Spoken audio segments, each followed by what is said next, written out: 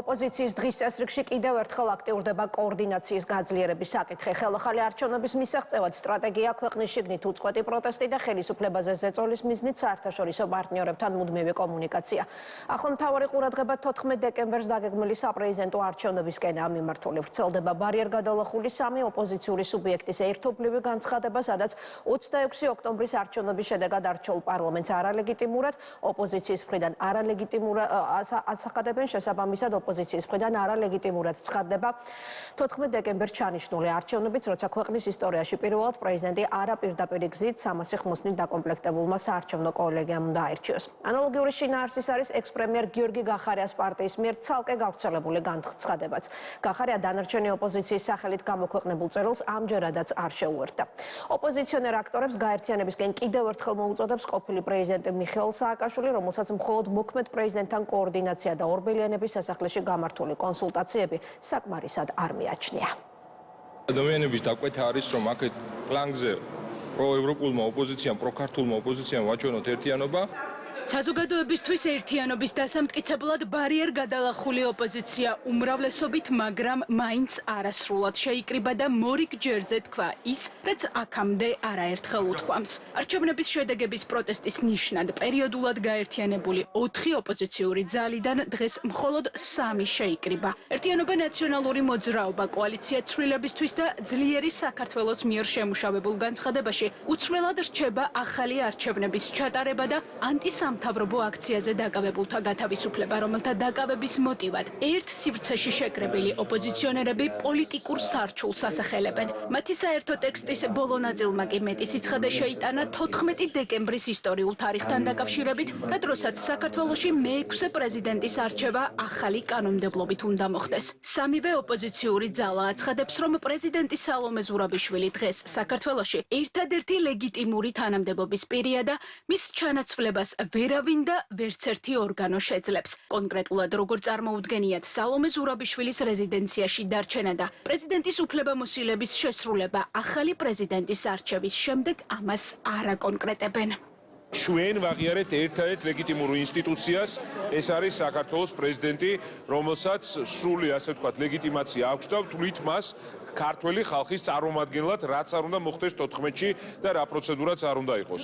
რაც შეეხება სხვა საკითხებს, ჩვენ მადლობა, ჩვენ ვიქნებით პროტესტში კიდევ 13-ში და 14-შიც ძალიან მნიშვნელოვანია, რომ რაც შეიძლება მეტნი ვიყოთ და პროტესტმა, ასე ვთქვათ, ახალი რაოდენობრივი მასშტაბი შეიძინოს. მე ამას ვიტყოდი. დანარჩენი ჩვენ გვექნება ასევე პრეზიდენტთან საუბარი, გვექნება სხვა კოლეგებთან საუბარი. მოისმინეთ ძალიან კაფე ოპოზიცია პოლიტიკური პარტიების, გამარჯვებული პოლიტიკური პარტიების, რას ვაპირებთ ამას მოგახსენებთ, როცა გვექნება კომუნიკაცია და შეთანხმება პრეზიდენტთან კონკრეტულ გეგმასთან დაკავშირებით.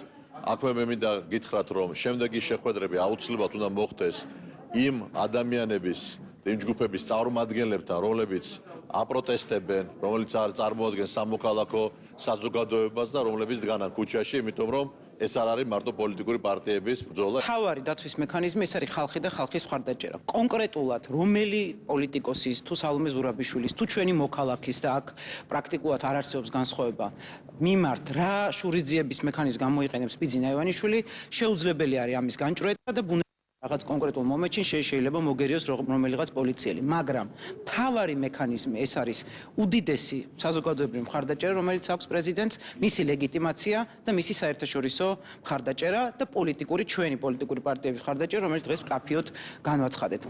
თითქმის იდენტური პოზიცია აქვს გახარიას საქართველოსთვის, რომელიც დღევანდელ შეხვედრას არ შეუერთდა და არც იქ მიღებული ტექსტის ავტორია. არადა შინაარსობრივ ნაწილს ეთანხმება და მოთხოვნებიც იგივე აქვს. განსხვავებულია ტერმინოლოგია. გახარიას პარტიის მიერ Facebook გვერდზე გამოქვეყნებულ განცხადებაში კიდევ ერთხელაა ნათქვამი, რომ მე-11 მოწვევის პარლამენტი არალეგიტიმურია და შესაბამისად მისი დეპუტატებით დაკომპლექტებული კოლეგიის მიერ პრეზიდენტის არჩევას უკანონოს უწოდებს, თუმცა დარჩება თუ არა მისთვისაც სალომე ზურაბიშვილი მოქმედ პრეზიდენტად. ახალი პრეზიდენტის ინაუგურაციის შემთხვევაში ეს განცხადებაში დაკონკრეტებული არ არის.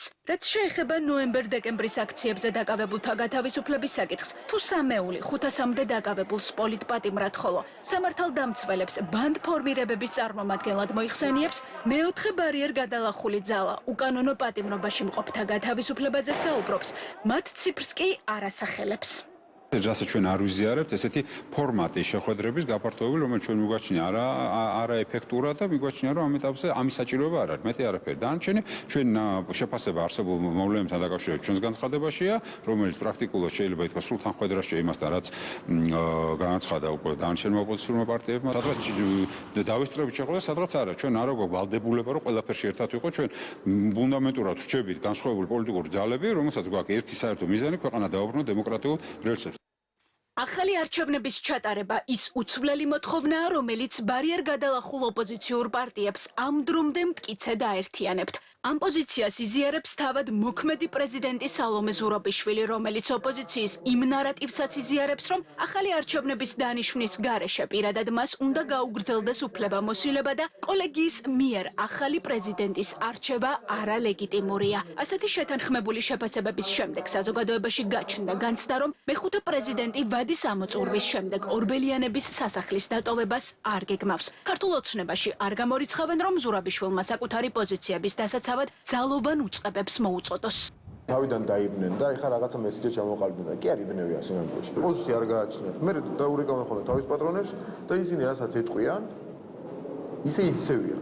ამიტომ იყო რომ გუშინ ჯერ სატყობნა გამოთქვეს, ახლა დღეს ყველა დაალაგდა და წყობრად საერთო message box იმეორებენ. იგივეს გაიმეორებს ახლა სალომე ზურაბიშვილი, რაღაცა ინფორმაციების არსებობს, რაღაცა მოწოდებებს აპირებს, სიგიჟებს გააგრძელებს. ახლა ახალი პრეზიდენტის ინაუგურაციამდე საქართველოში სალომე ზურაბიშვილი უფრო გავა წინასწარ გეუბნებით მოსახურების არეალიდან უფრო მეტ სულელურ გადაწყვეტილებებს და განცხადებას გააკეთებს და მიიღებს, ვიდრე აქამდე გაუკეთებია. ოპოზიციის გეგმარი დესტრუქცია, ძალადობა, თუ კი რაიმე ფორმით ისინი შეძლებდნენ და კრიმინალით, ცეცხლის მოკიდებით, დესტრუქციით, მოლოტოვის კოქტეილების სროლით შეძლებდნენ მათი აზრით რაიმე ფორმით წარმატების მიღწევას, მაშინ ეს იქნებოდა მათი გეგმის ნაწილი. ჩვენ ძალიან კარგად ვიცით და ხედავთ, რომ ევრომაიდანი ვერ შედგა და არ შედგება ჩვენს ქვეყანაში, ესე რომ გეგმაც ჩაეშალათ უკვე დიდი ხანია ოპოზიციას და სამომავლოდ რა გააკეთონ ის არიციან, საკუთარი თავი ჩაიგდეს ხიფათში პოლიტიკურში, იმიტომ რომ მათი რეალურად მათი ხვედრითი წილი პოლიტიკურ არენაზე არათუ შემცირებულია,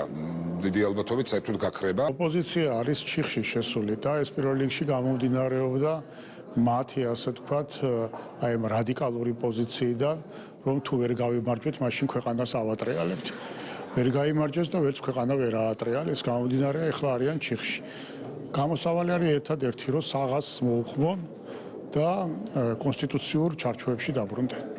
შესაძლებელია თუ არა ოპოზიცია ქართული ოცნების მონაწილეობით მოლაპარაკების მაგიდას მიუჯდეს. ამ ვერსიას ოპოზიციაში ამ ეტაპზე კატეგორიულად გამორიცხავენ და შექმნილ კრიზისულ ვითარებაში საერთაშორისო პარტნიორებისგან მეტ ქმედით ნაბიჯებს ელიან. თავის მხრივ ბრალდებების ადრესად პარტიაში ამბობენ, რომ 26 ოქტომბრის არჩევნების გაყალბება შეუძლებელი იყო და მილიონზე მეტი მოქალაქის არჩევანი ევთო ოდირის პირველადი დასკვნითაც დასტურდება. ამ და სხვა არგუმენტებზე დაყრდნობით ქართული ოცნება ახალი არჩევნების ჩატარების შესაძლებლობას გამორიცხავს, ოპოზიციას კი ქვეყნის გარედან მიღებული დავალებების გატარებაში ადანაშაულებს.